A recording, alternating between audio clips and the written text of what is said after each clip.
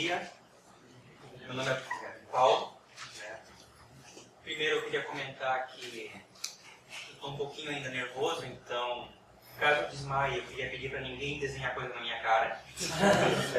Eu espero o compromisso de vocês com isso. E eu vou fazer uma palestra sobre compiladores modernos, mas precisamente vou fazer uma análise de como eles costumavam ser, os métodos tradicionais, e como as pesquisas que estão sendo feitas nos últimos 10 anos a respeito deles. Sobre mim. Meu nome, acabei de citar. Eu sou estudante do semestre do curso de IAS na UDESC. E se depender da boa vontade dos professores, eu provavelmente me formo agora no fim do ano. Estou esperando por isso. Eu estou trabalhando com compiladores há 5 anos já, especialmente com software livre, mas também tive uma experiência comercial já com a área. Eu fiz alguns pequenos patches para o GCC e para o TCC, o Times Compiler. Especificamente, por fazer o patch para o TCC, eu consegui uma vaga na TOTOS para o desenvolvimento do computador deles. O encarregado de inovação da empresa estava na mailing list do TCC, ele viu que eu contribuí, viu que o meu nome brasileiro achou lá a iniciativa, juntamente com um projeto de software livre, e decidiu me incluir na vaga. Eu tive 1 ano trabalhando lá para reescrever a interface do parser do LPPL deles, fazer análise do código, gerar mensagem de erro. O código está sendo homologado agora, mas no ano que vem ele deve estar começando a ser usado por toda a América Latina. Então, se alguém trabalhar na TOTOS e tiver problema com o computador, você já sabe quem culpar. E algumas pesquisas pessoais, que eu vou falar a respeito das principais lá no fim, mas particularmente nos últimos meses eu trabalhei em um compilador de ladder e de SuperText, que são 2 linguagens feitas para CLPs, para rodar no Arduino, para facilitar você construir software multiplataforma para CLPs, para uso industrial, para rodar também no Arduino, para poder permitir a comunicação entre os dois.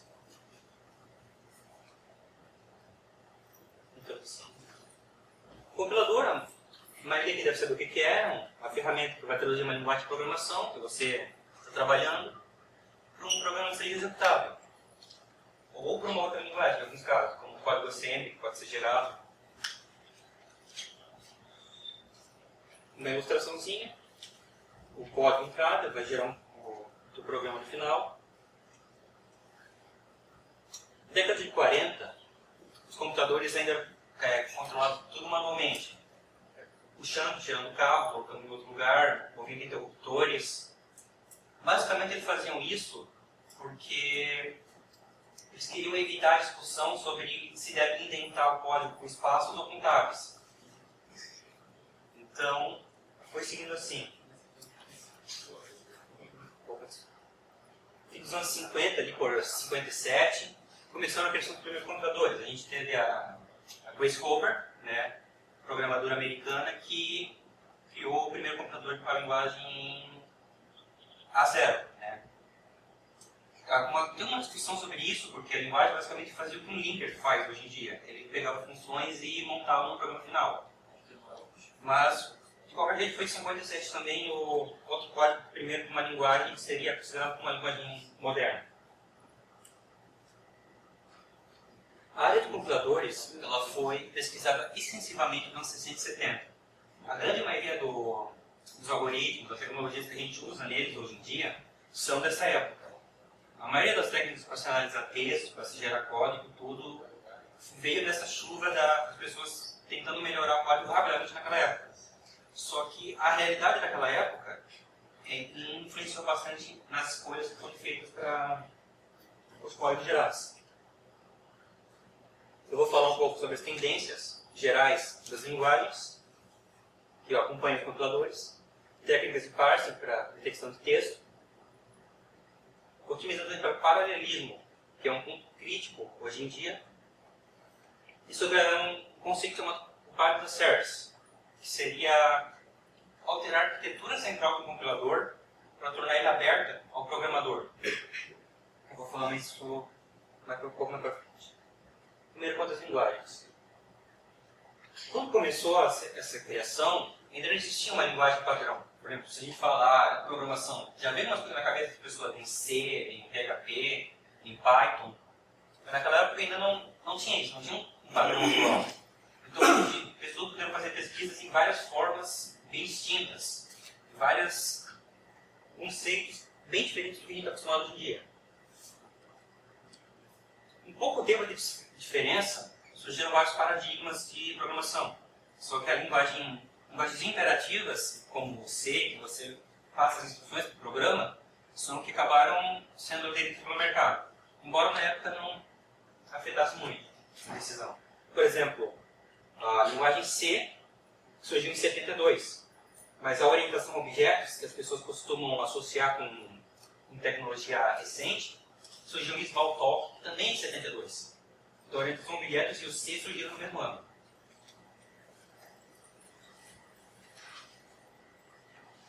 Um pequeno mapa dos 4 paradigmas principais. O imperativo, em vermelho, né? E você programa como fazer o que você quer. Você dá instruções. Some isso, salve tal coisa em tal posição, que é o que a maioria deve estar habituado. Que é basicamente o que é mais usado nas empresas. No outro canto, com tons de azul, são as linguagens declarativas. Elas não especificam porque o código não especifica como fazer o que você quer.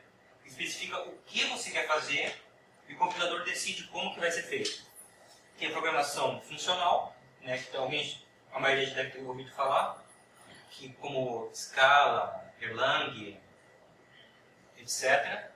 Programação lógica, a gente tem como Prolog, né, que é basicamente o único exemplo mais usado, embora tenha algumas outras linguagens, como Mercury, por exemplo, que misturam lógica funcional.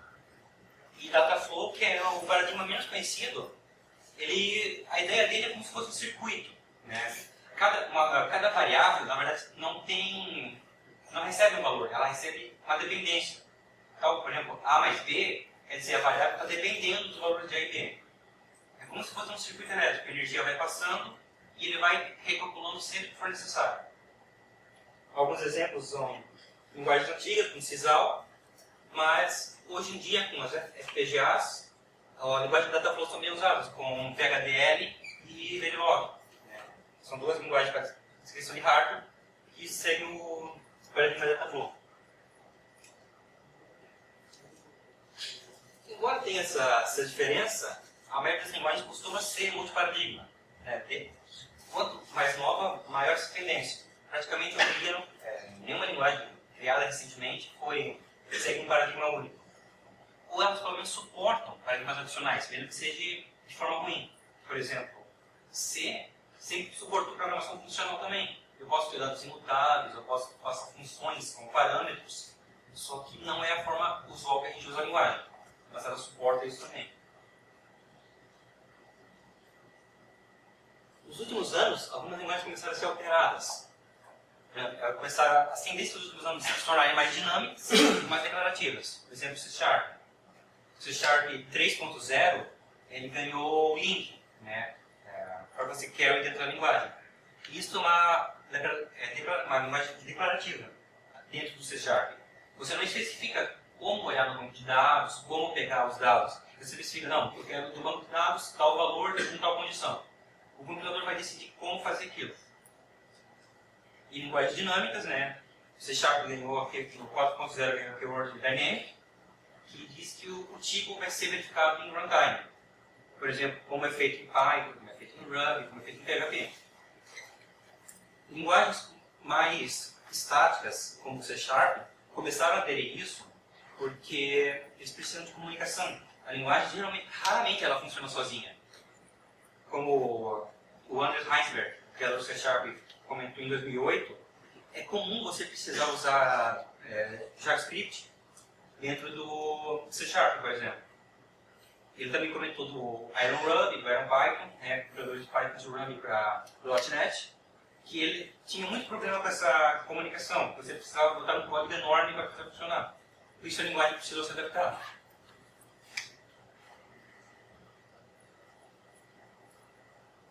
Também nos últimos anos, embora já seja uma coisa antiga, uma coisa que nunca parou foi a pesquisa de sistemas de tipos, especialmente inferência de tipo. Uma imagenzinha bonita para ilustrar, né? Sistema de tipo é a teoria de tipos. O que é isso? É um sistema matemático para você representar os tipos de uma linguagem, heranças e polimorfismo e as coisas relacionadas. Por exemplo, essa imagem eu retirei de um documento da Microsoft que explica como funciona a herança dentro do .NET, formalmente representada. Bem legível. Bem legível. É bonito isso aí. É bem comum, mesmo quem trabalha com isso se perde fácil. Mas basicamente, o que ele está dizendo, em cima das linhas dá uma condição para o código, embaixo diz o que isso significa. Então ele dá as regras para a semântica funcionar. Alguns casos, isso pode ser extremamente útil. Por exemplo, nos anos recentes surgiram linguagens chamadas dependentemente tipadas. O que isso quer dizer? Os tipos, int, float, etc., podem salvar valores também. Então você pode salvar, por exemplo, um int valendo 4 como um tipo. Embora isso não pareça muito útil, isso permite que a checagem do programa seja feita em tempo de compilação. Então isso pode te garantir matematicamente que o teu programa é 100% sem bugs. O teu programa, se compilou, ele vai rodar perfeitamente. Para o dia a dia, isso não é muito útil, porque os códigos ficam grandes e o tempo de compilação é bem maior.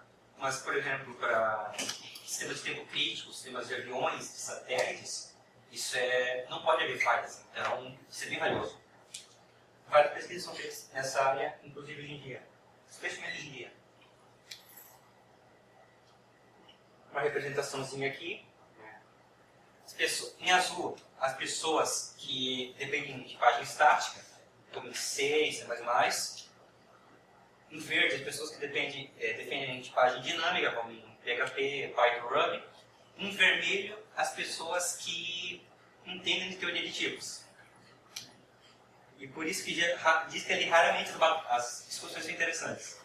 Se alguém aí prefere Ruby, Python, não se sinta ofendido, porque eu também estou na intersecção ali.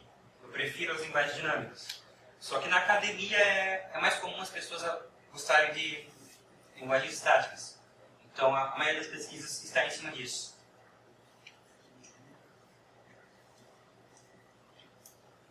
Por exemplo, a tipagem implícita, né? Diferentes tipos em linguagens estáticas. Então, quem trabalhou com C++, lembrar para fazer, por exemplo, passar por um vetor, o código ficaria enorme. Você teria que botar std vector, int, iterator, it igual. O código você chegava a 120, 160 caracteres. Agora, em 2011 foi adicionado novos controles. Quando você usa keyword alto, ele já infere que o tipo vai ser o que tiver do outro lado da expressão. Então ele já infere que vai ser um ponteiro para um vetor. Aqui, ele também está inferindo novamente. Vai ser o que retornar pela função begin do vetor. Com isso, o código fica bem reduzido. Você não precisa repetir o tipo e o compilador consegue entender isso. Isso é uma decisão tomada para modificar algumas linguagens para tornar elas um pouco mais modernas e mais rápidas, mais produtivas. Então, vou mostrar mais um exemplo aqui. O C# tomou o mesmo caminho. Aqui no link, você bota o var, você cria um tipo anônimo aqui, com duas variáveis.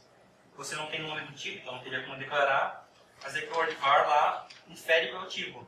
E a mesma coisa no loop, ele vai saber qual é o tipo porque o compilador tem informação suficiente para saber o tipo. Ele não vai precisar que você diga manualmente para ele. Agora, técnicas de parsing. O parsing, o que ele faz? Ele vai pegar uma gramática e vai reconhecer uma linguagem. Por exemplo, a linguagem C tem uma gramática definida que diz como você reconhece um programa. Isso geralmente é feito por duas ferramentas separadas. Um parser, que vai receber uma entrada de texto de tokens, e vai identificar uma gramática. Então ele geralmente não funciona sozinho, ele tem ajuda de um léxico, que vai pegar um código e vai quebrar ele em partes menores, que são reconhecíveis pela posição delas. as gramáticas costumam ser ambíguas. Isso causa problema, porque os métodos tradicionais, que foram projetados nos anos 60, nos anos 70, você definia uma gramática formal com um modelo criado por Chomsky no começo do século. O que isso quer dizer? A forma que ele fazia torna a linguagem determinística. Quer dizer, ele sabe passo a passo como seguir, sempre em qualquer posição do código. Então, o tempo depende só do tamanho do código. O tempo vai ser n vezes o número de bytes que tem o teu arquivo. Só que, para o ser humano fazer isso, costuma ser problemático, porque você geralmente não consegue enxergar essas ambiguidades. Quando você lê a gramática, você não consegue identificar. Você sabe, tal ponto está sendo ambíguo. Mas você leva muito tempo para descobrir o que tem de errado ali e por que ele está sendo ambíguo. Isso é problema mais quando você quer mudar uma linguagem. Tipo, o C foi atualizado em 2011 também. Para você alterar uma linguagem escrita com forma tradicional, você tinha muito problema depois para dar manutenção, porque apareceu uma ambiguidade onde você não esperava que teria. Porque não é muito intuitivo para o cérebro humano isso. E tem duas técnicas, basicamente. Bottom-up e top-down. Você define a ordem que você está pegando os dados. Eu vou tentar ilustrar aqui. Por exemplo, uma gramática representando muito simplesmente aqui. Uma expressão vai ser um termo separado por vários, mais ou menos, outros termos. Termo vai ser um número separado de outros números com multiplicação e divisão. O número vai ser a expressão regular ali para um número qualquer. Vendo isso aí, está dizendo, ele vai saber a prioridade. Ele vai fazer multiplicações primeiro, por causa dessa ordem. E, por exemplo, vamos dar entrada ali. 22 mais 10 vezes 2. O que o Lexer vai fazer? Primeiro ele vai quebrar. Vai achar um número, o 22, o sinal de mais, um número que é o 10, a multiplicação e um número que é o 2. Mas ele vai ter que dar um sentido para isso depois. É o parte que ele vai fazer. Eu vou entender essa parte aqui. Vai ficar mais simples agora. Os tokens ali. A árvore que vai ser construída é isso aqui. A expressão, os dois termos que ele achou e os três números. Na técnica bottom-up, o que ele vai fazer? Ele começa pelos tokens. Ele encontrou 22, ele sabe que vai ser um número, porque o NHRB é possível. Aqui ele tem duas opções. O termo poderia ter uma multiplicação aqui, ou ele podia acabar ela e ir para cima, que é uma soma. Ele vai ver o próximo símbolo, ele detecta que é um mais, e ele sabe, então dá uma multiplicação e uma divisão. Então ele termina um termo. Ele vai ver o mais em seguida, vai ver o 10, vai descobrir que é um número. Dessa vez ele vai ver a multiplicação, vai saber que o termo não acabou. Vai encontrar o 2, vai terminar o número, o termo e a expressão. Termina a análise do parser e ele sabe como que é a tua conta. Ele entendeu como é que funciona e entendeu a ordem que você tem que fazer as operações. Essa é a abordagem tradicional. Nos anos 60, 70 foram criados vários algoritmos para isso. E a maioria dos compiladores, o GCC, o Visual Studio, todos usam algoritmos assim. A alternativa seria o top-down. Ele começa de cima e vai tentando. Ele vai tentar o termo, vai tentar o número, o 22. Ele agora tentaria uma multiplicação, uma divisão, ele não encontrou. Ele continua com a expressão, encontra mais. E ele vai seguindo de uma forma mais intuitiva para o ser humano. Porque quando a gente vai tentar escrever um parser na mão, é geralmente isso que a gente vai tentar fazer. Tentando encontrar as alternativas. Mas ele obteve o mesmo resultado. E que tem? Foi criado o Byron Ford criou em 2004 uma alternativa para os métodos clássicos. Que eles chamam de Parsing Expression Grammar. São as PEGs. Elas são alternativas às gramáticas livres de contexto, que são as tradicionais. E elas são similares a expressões regulares, como a gente conhece no Perl ou em outras linguagens de mais alto nível. Elas fazem basicamente o mesmo caminho que uma expressão regular faz. Ele vai tentativa e erro, que é uma forma mais natural do ser humano e é fácil de você dar manutenção. Ela remove as ambiguidades, porque ela introduz alternativa priorizada. Se duas alternativas podiam dar certo, a que tiver primeiro é a que funciona. Então o programador consegue facilmente decidir qual é o comportamento que ele quer para aquela linguagem na hora de definir as regras do arquivo. Também as móveis do Nexo. Então elas funcionam como se fosse uma dispersão regular. Então você recebe o texto e ele vai tentando as alternativas encontrando as partes do texto. Você não precisa mais quebrar ele antes. Só que isso aí é, geralmente, o trabalho que eu fiz ali na TOTOS, por exemplo, eu dividi em duas partes. Eu fiz duas pegs, na verdade. A primeira funciona como léxico. Ela quebra o teu texto em vários pedaços. Isso é feito para poder passar para o pré-processador para poder alterar o código. Em seguida, tem uma nova PEG que funciona com essa forma de prioridades que vai reconhecer o texto. Eu fiz assim porque eu consigo sugerir erros melhores para o usuário. O compilador vai ter conhecimento do pré-processador. Ele vai ver se tal comando falhou em conhecer, ele pode tentar decidir, se você tivesse colocado tal coisa, ele poderia ter transformado o código em tal parte, ele poderia ter funcionado como você queria. Assim, o programador recebe mais ajuda do compilador. E velocidade linear. Como eu comentei antes, as gramáticas livres de contexto vão ser determinísticas. Elas sabem por que elas estão indo. O que não acontece nesse caso. Então acontece que o tempo do código pode mudar dependendo do teu código. Mesmo que tenha o mesmo tamanho do arquivo, o tempo poderia ser diferente.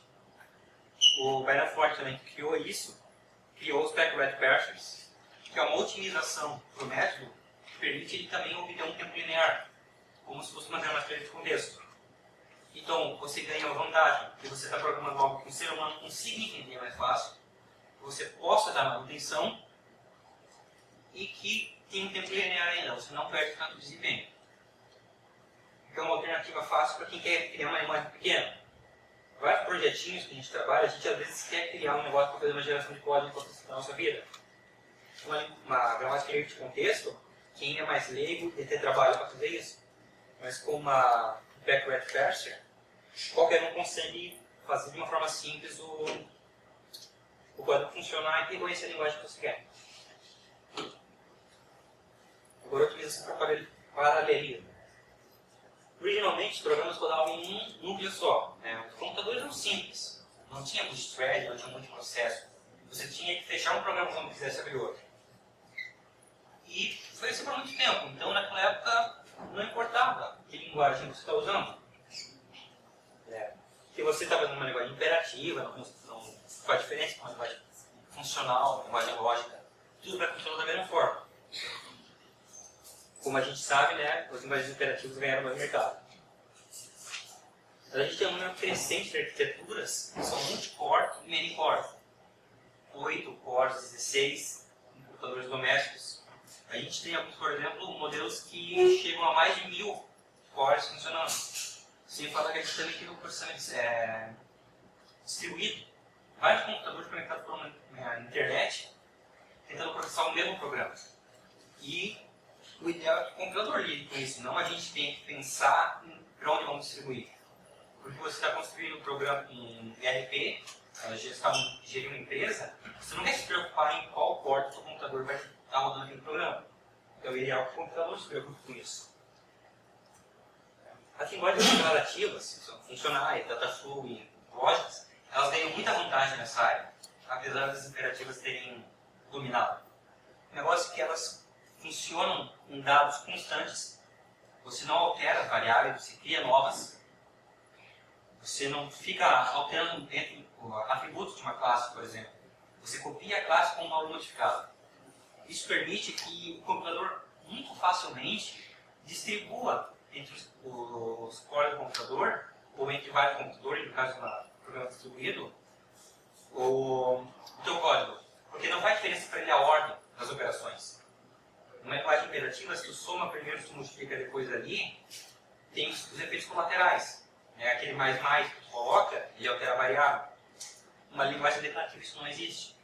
Por isso que elas estão ganhando muito o mercado hoje em dia. O Twitter escrito em Scala, é uma linguagem funcional. O chat do Facebook, de Erlang, é uma linguagem funcional também. E eles não precisam se preocupar com o paralelismo. Se vocês colocarem mais um processador no computador, o código já sabe como fazer. Se for uma linguagem interativa, o programador tem que se preocupar com isso, o que é muito mais trabalhoso.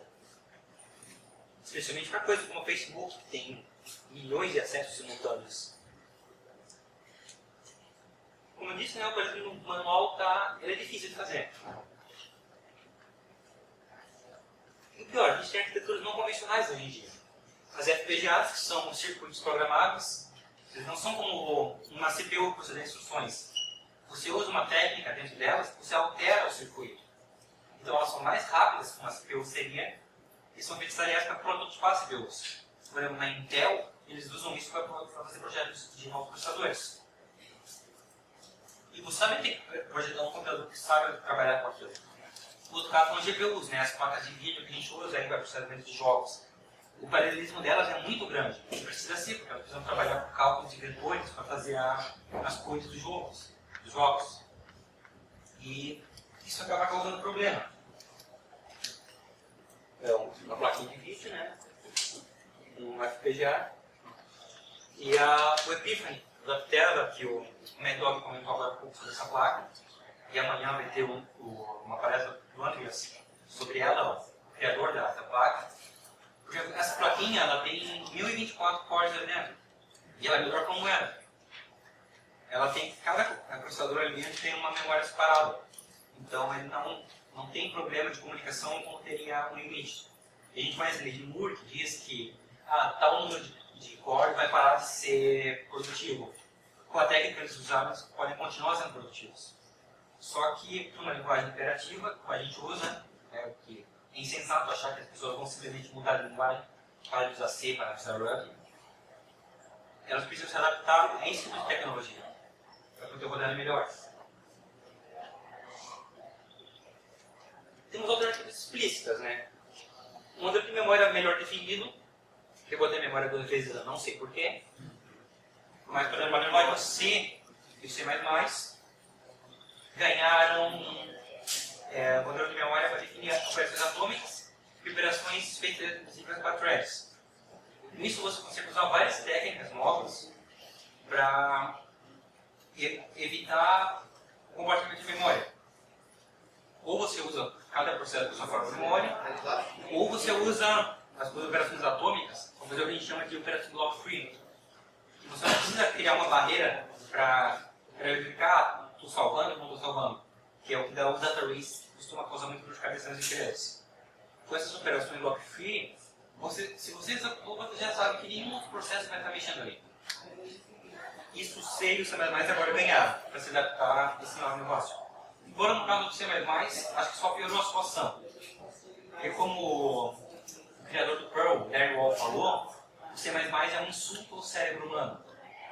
Então ninguém precisava de uma coisa a mais ali para se perder. Mas em si foi uma ajuda valiosa. Temos 3 linguagens, né? O Silk, que é da Intel, coloca 3 keywords novas do C para controlar paralelismo. O OpenMP, que funciona por comandos em cima da linguagem C, e C++ e Fortran também. Temos o OpenCL, que é uma linguagem baseada no C, né? Quem conhece o programa em si vai saber programar o OpenCL, que tem algumas características novas que te permitem controlar o paralelismo, mas tudo explícito. Então, todo programador precisa se preocupar com o que ele está fazendo.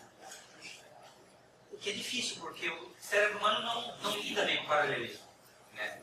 Mesmo que o cara tenha experiência naquilo, lide bastante tempo com aquilo, é muito fácil ele se perder e fazer coisas erradas, e demorar para descobrir o que ele fez errado. Também tem uma opção que são os microthreads, né? São usadas em algumas linguagens, como por exemplo Stackless, que é um dialeto de Python. Alguns aqui devem conhecer a linguagem Go, da Google, que foi projetada para paralelismo. A Google foi alguma equipe lá, vamos projetar uma linguagem imperativa, que eu estou acostumada, para trabalhar com multicore, porque a gente tem que fazer um monte de processos ao mesmo tempo. Eles criaram a linguagem Go, uma linguagem compilada, tudo bem. A linguagem Stackless, um dialeto de Python, você vai interpretá-lo, tudo como a galera está acostumada. Ele é basicamente Python com uma ou outra função a mais. O interessante é que eles fizeram testes e o Stackless ele conseguiu rodar mais de 1 milhão de processos simultâneos, mais rápido do que Go, por causa da técnica de microthreads que eles usaram. Então, conta como um modelo de memória, porque ele está dividindo de uma forma diferente da tradicional os processos, e embora seja explícito o programador também, é mais fácil de você se achar. Teve excelentes resultados e muita gente começou a usar Python por causa disso.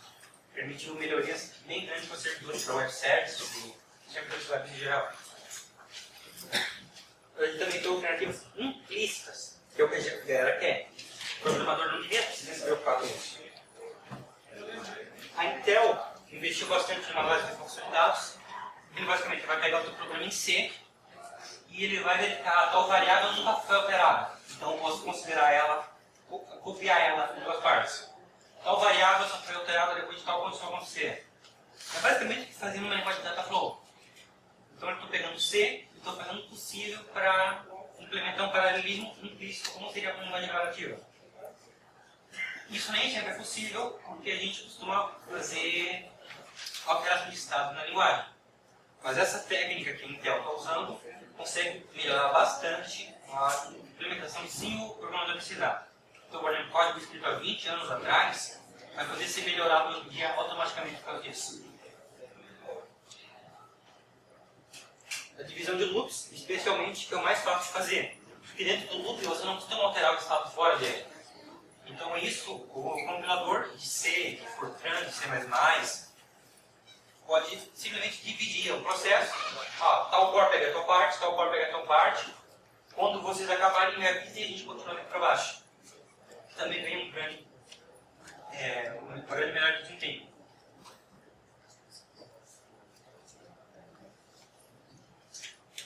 Agora, eu vou falar sobre Compiler Service, codando computadores com serviços, que é a área que eu estou estudando, minhas pesquisas aí 5 anos são em cima desse conceito.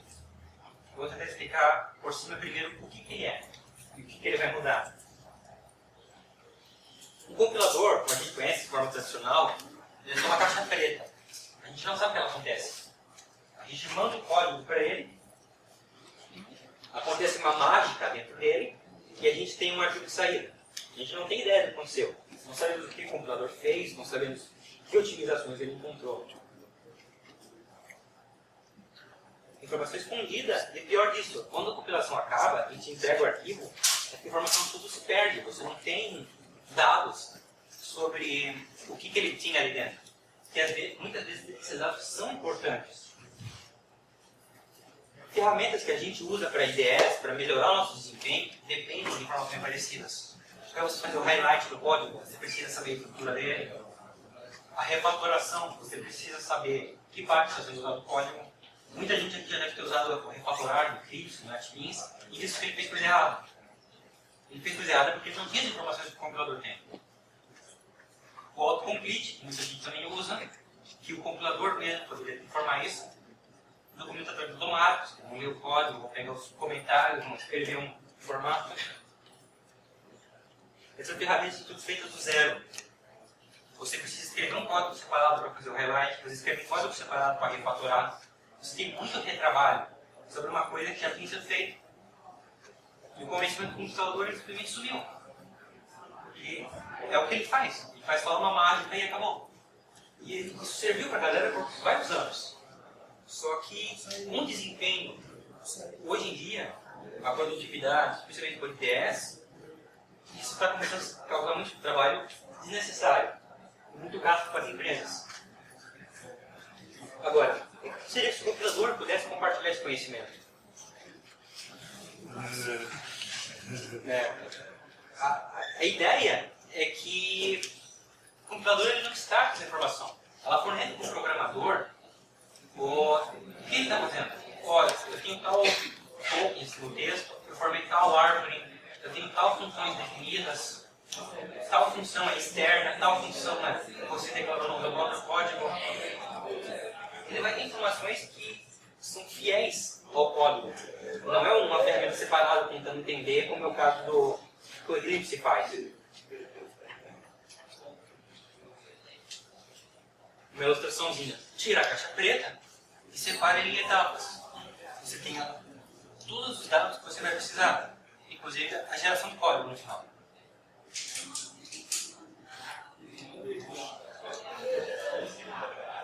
Quando o compilador trabalha com serviço, tudo que ele sabe, ele vai passar para frente. Ele vai dar para o programador e vai dar para quem quer desenvolver ferramentas a partir daquela linguagem. Para que eu vou precisar reescrever um negócio do highlight se o próprio compilador podia me informar o highlight e me informar 100% correto? Muita gente já deve ter usado o highlight e viu uma outra coisinha que estava na cor errada. Percebeu? Eu pelo menos fico incomodado com isso. Eu sei que aquilo devia estar azul e está verde. Se o compilador der informação, não tem como errar. A informação não tem todo mundo fazer o código. Isso pode ajudar também em compilação dinâmica. Por exemplo, tem dois tipos de compilador. O Ahead of Time, né, o AOT, e o JIT, que é o Just in Time. A maioria das linguagens tradicionais, tipo C++, etc., vão usar um AOT. Eles vão pegar um código e vão transformar em código de máquina. A compilação JIT não. Ela em tempo de execução, enquanto está rodando, ele vai pegar o seu código e vai transformar no código de máquina. O caso de JavaScript faz isso. Ele não vai interpretar o seu código, ele vai compilar na hora que você acessa o site. Com o compilador rodando como um serviço, o mesmo compilador pode fazer duas tarefas. E mais, eu posso fazer tarefas dentro do código. Eu posso escrever um programa em C# que compila em C#. Eu posso fazer geração dinâmica ali dentro mesmo e utilizar o código que eu gerei em tempo de execução, para permitir a aplicação seja mais dinâmica. Também permite a programação orientada a aspectos, que é um paradigma um pouco menos conhecido, mas que, o que ele diz basicamente? Eu quero que sempre que você chamar um método cujo nome termine com logger, você mostre uma mensagem em que linha você está. Ele vai orientar o teu código por nomes, por posições, enfim, pelo aspecto visual do teu código. Com a arquitetura aberta, você receba a árvore dos dados, você pode facilmente construir isso. Isso é muito útil para você fazer verificações automáticas, para fazer debug do seu programa. Eu quero que tal parte do programa ele faça tal coisa sem alterar o código. Tradicionalmente, computadores específicos não são feitos para isso. Existe a linguagem de spec C++, né? Tem um computador C++ que suporta programação orientada a aspectos. Mas, de novo, o computador tem que ser feito do zero, tudo reescrito para poder conseguir a funcionalidade que eles queriam. O projeto Roslyn, da Microsoft, que foi liberado em 2011, anunciado, 2011, foi liberado esse ano. Foi liberado como GPL, mais chiitas que estão pensando na Microsoft, né? Mas a Microsoft fez um trabalho bonito ali. Acontece que os laboratórios de pesquisa da Microsoft são bem diferentes da área de desenvolvimento de produtos. Então a galerinha que faz o Windows, lá que faz o Office, não são a mesma pessoa que está trabalhando com isso. Liberaram como GPL, a especificação está para domínio público, então quem quiser alterar está livre para trabalhar em cima da tecnologia deles. É a primeira ferramenta da área, né? Ela foi feita pela plataforma .NET, com compiladores de Visual Basic de C#. Foi usado o Bootstrap para fazer isso. No caso do Bootstrap, quando está falando de compiladores, é você escrever uma linguagem naquela linguagem. Então, o compilador de Visual Basic do Roslyn foi escrito em Visual Basic e o compilador de C# foi escrito em C#. Eles funcionam juntos com a arquitetura deles. Eu acho uma pena comentar isso, porque eu comecei a minha pesquisa a respeito em 2010 e a Microsoft anunciou em 2011 o projeto. Então, mas quem está testemunhando foi eu que inventei, beleza? Se perguntarem, a invenção foi minha. Só para deixar claro. Mas é um excelente exemplo da funcionalidade. Você pode fazer modificação na árvore sintática. No manual dele, você encontra, por exemplo, um exemplo que o cara, com poucas linhas de código, ele fez um programinha de 20 linhas que colocava uma keyword nova no C#. Então ele podia criar um código novo e definir um comportamento para funcionar da forma que ele queria. Por causa da arquitetura aberta e o computador compartilhando informação suficiente para fazer isso. Então, se você quer fazer uma anotação para para seu banco de dados, qualquer coisa que auxilie seu trabalho na sua empresa, a arquitetura do código vai te permitir fazer isso. Infelizmente, ele foi reduzido sobre a Visual Basic C# por causa do curto prazo deles, de acordo com os criadores. Alteração de linguagem, acabei de citar, e sessões interativas, foi o mais interessante. Você consegue criar um terminal que executa C# e Visual Basic de uma forma extremamente simples, o Hotman. Você não precisa fazer um interpretador separado. Você pega o código do compilador, você joga ali, lê da linha de comando uma linha de código, passa para a API do computador. Pronto, você está executando o seu código em tempo real. Coisa que a galera que trabalha com C# não está acostumada. Mas essa arquitetura pode ser estendida, não apenas a essas tecnologias.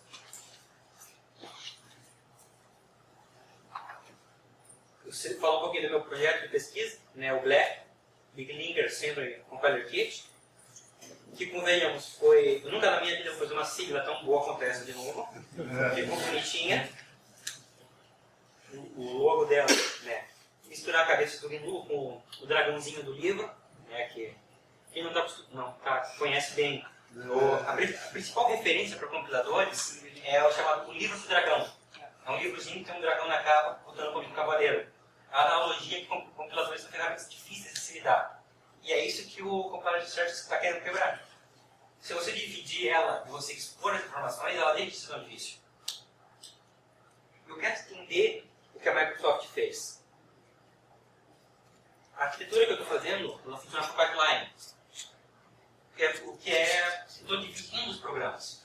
Em vez de você invocar um programa tipo GCC, aquilo, você vai passar por uma série de programas fazendo transformações. Você vai passar para o pré-processador, vai passar para o compilador, vai passar para o linker, vai passar para primeiro pelo assembler, depois pelo linker. 4 programas separados vão te fazer o processo. Cada um deles te liberando as informações que ele tem dentro da hora, para poder ser criado ferramentas e tudo em cima. Uma arquitetura reativa, que significa um computador incremental. Por exemplo, eu estou fazendo uma IDE, eu estou editando o código, eu adicionei uma letra ali. Geralmente o que eu ia fazer? Vamos pegar o arquivo de novo, vamos ler ele todo de novo, né? Uma arquitetura incremental, que segue o conceito de programação reativa, que é geralmente usado em linguagens funcionais, como Elm, por exemplo, uma linguagem funcional reativa, o que ele faz? Você modificou só uma letra ali, então vamos alterar só o que preciso. Tal expressão mudou, muda só ela. Posso pegar o que eu tenho já aproveitado e continuar para cima. Isso acelera muito o tempo. Então, por exemplo, em tempo real, enquanto eu digito o código, eu posso ter mensagem de erro, eu posso ter dicas do computador, eu posso ter tudo que eu preciso para facilitar meu trabalho.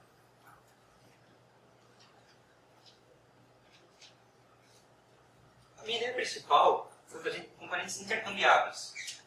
A arquitetura do próprio computador, os executáveis deles são orientados a objetos.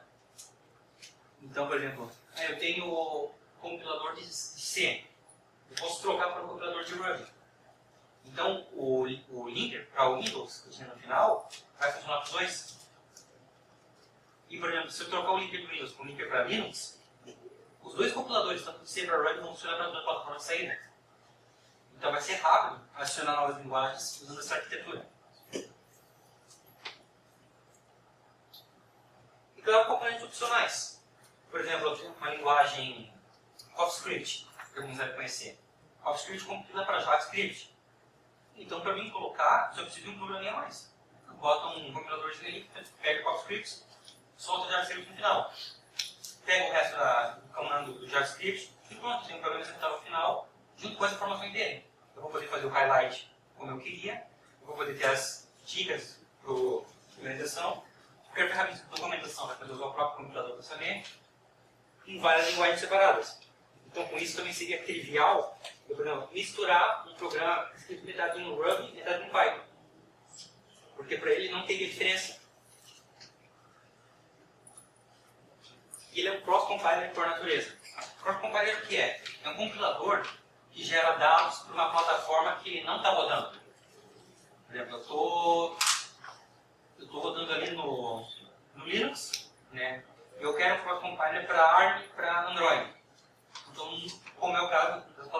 Android. Né? No Linux, eu gero um executável que não vai rodar no Linux, vai rodar no Android. A maioria desses programas são incrivelmente tem que ser recompilados tudo do zero. O GCC vai gastar uns 200 megas para fazer um próprio compiler.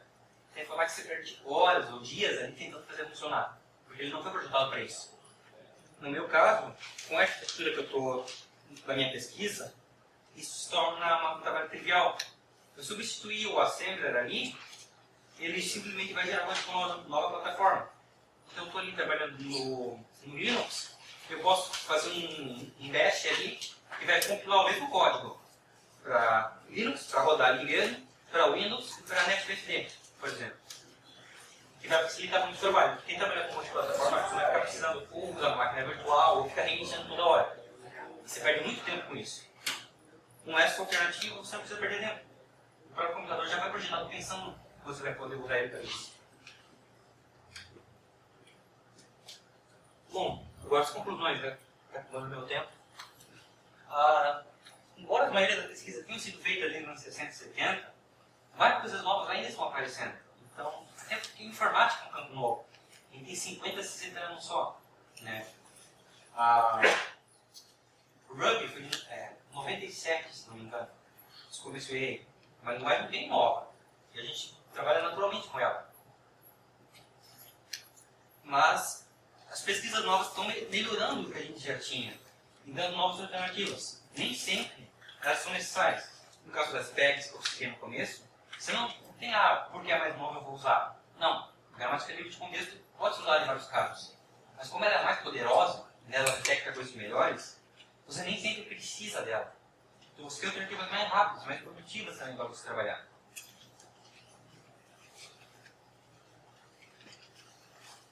Queria fazer os agradecimentos no final agora, né? Primeiro o Manuel Teixeira, que é o gerente na TOPS, que eu comentei que me propôs a vaga de emprego, que pude ter a experiência comercial dos compiladores, né? Trabalhar num projeto real, vendo se ele usava no mercado, que estava de olho no projeto de software livre, que o LMS créditos também por isso. O professor Cristiano Domínio Vasconcelos, que foi quem me orientou no projeto, né? Um professor de área de compilador de Hala Oeste. O professor Charles Christian Mears, que está ali gravando, né? Que me ajudou a revisar esse trabalho para me apresentar aqui, porque eu não sou uma pessoa cronologicamente confiável, então deixei para a última hora. Então ele me ajudou a dar uma revisada para tentar fazer algo bonito para vocês. O Dr. Cristiano Leal, né, que é o meu psiquiatra, porque ninguém é de ferro. Então, eu acho justo eu agradecer ele pelo trabalho também. Ao Mad Dog, né, que ele me deu um apoio para vir para cá, né, ele me propôs vir para cá, tudo, me ajudou bastante. E, não menos importante, né, a moça que cuidava da máquina de lanches ali na TOPS, porque todo dia que eu ia pegar, o meu biscoito ficava preso ali. Ela ia lá, abria a máquina e levava para mim. Então, ela me ajudou bastante a manter a calma durante o trabalho. Então, ela merece que o nome dela é Ana. Eu lembro o nome dela.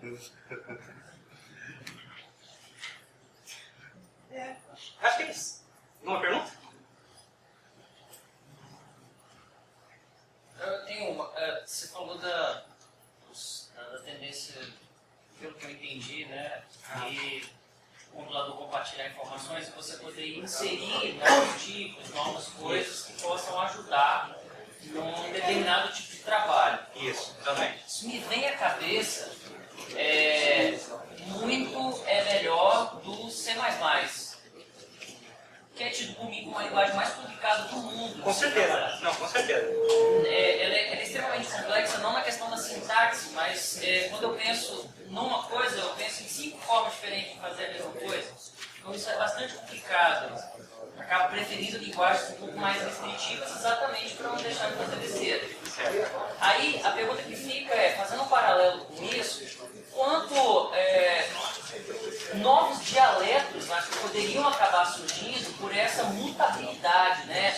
Esses profissionais adicionando novas coisas, como é que eu poderia, como é que eu me sentiria entrando numa empresa sabendo que o cara está usando tal linguagem mas que tem um adendo dela ali que eu tenho que entender também. Como é que isso está sendo tratado? Então, no caso, o C++, que realmente é uma linguagem estupidamente complexa, porque o próprio criador, o Stan Stump, ele disse que ele não conhece todos os pontos da linguagem, né? Ele admitiu isso com o repórter japonês. Ela é uma linguagem ela não é alterada, né? Ela é uma linguagem única e eu tento dar para propósito geral. Tem muita coisa dentro dela. O sistema de tipos do C++, lembra que eu comentei sobre linguagens que pode permitir evitar bugs, porque verificando o tempo de compilação? O sistema de tipos do C++ permite isso. Ele é Turing Complete, você pode fazer um programa inteiro dentro dos templates dele. O programa inteiro vai executar na hora de compilação. Né? E a galera do Boost, né, costuma usar isso. Mas não foi feito por cérebro humano isso. Né? Mas no caso, isso aumenta a complexidade. No caso do alteração da linguagem, como é o caso do Roslin, ele diminui a complexidade, porque você faz porções do código com linguagem de domínio específico. Então, ao invés de você ter um dialeto novo do seu programa, tal parte do programa tem tal operação que significa tal coisa. Elas foram feitas para você codificar partes específicas do seu programa, e não para tentar criar um dialeto novo para ferramenta geral, entende? Então é uma tentativa de simplificação. Simplificação, isso. Ficou claro. Mais alguma pergunta? Pode?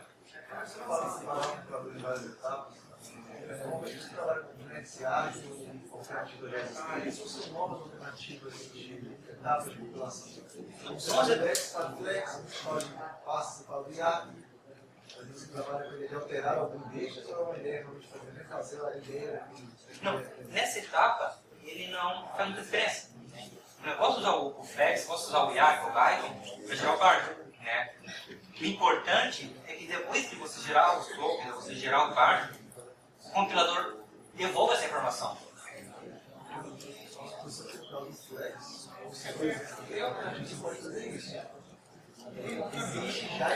Então, sim. Só que eu digo, os compiladores não costumam compartilhar essa informação. Essa é a ideia. O compilador tem a informação. A ideia é que ele não fique com a informação para ele. Ele passe para frente para quem está usando o compilador poder usufruir também. Você trabalha mais com a ideia de realmente quais informações seriam úteis e quais seriam compartilhadas. Exatamente. Você pode fazer esse compartilhamento baseado na software. Sim, mas é fazer o computador poder aproveitar essa oportunidade. Mas bem? Então é isso. Espero que tenham gostado.